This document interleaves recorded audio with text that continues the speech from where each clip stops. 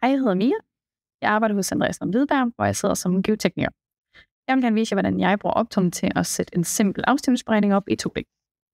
Jeg har taget udgangspunkt i et helt simpelt jordprofil, hvor vi i toppen har lidt muld, og så har vi noget glacialt smeltevandssand. Og så vil jeg egentlig optegne min afstævning her.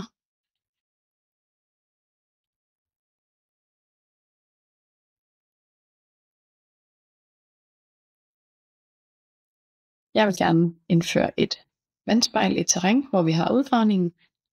Og så skal jeg selvfølgelig have sat et profil på. Og det rigtig smarte er, at jeg faktisk kan vælge præcis det profil, jeg gerne vil have her. Og i det her tilfælde er der jo taget udgangspunkt i et S18-profil, og det tænker jeg egentlig er meget fornuftigt i forhold til en 4 meter udgravning. Og så vil jeg gerne påføre en overfladelast på bagsiden af min afstemning. Det kan jo være, at vi skal tilbage og et eller andet. Det kunne jo være for eksempel en kørevej. Eller noget andet. Og nu har jeg faktisk opstillet min model. Og så vil jeg gerne undersøge den i både en OLS-beregning, og jeg vil selvfølgelig også gerne opstille en deformationsberegning, hvor jeg kan se, om væggen deformerer, og om jeg i så fald kan tillade den deformation. Jeg vil gerne have, at de beregner ud fra den initiale fase.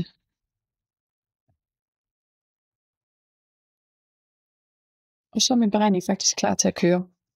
Men hvis jeg havde nogle måske lidt mere komplicerede forhold, nogle jordbundsforhold eller noget andet, så kunne det være, at jeg gerne vil undersøge det her i 3D for at se, om der skete et eller andet, jeg ikke havde spottet i 2D. Og så kan jeg faktisk sådan en her i Optum GX konvertere til en 3D-model.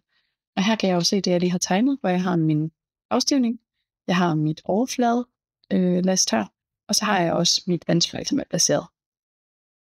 Så det er virkelig nemt at konvertere til 3D i Optum GX, og måske spotte et eller andet, der ikke er, som det skulle have været.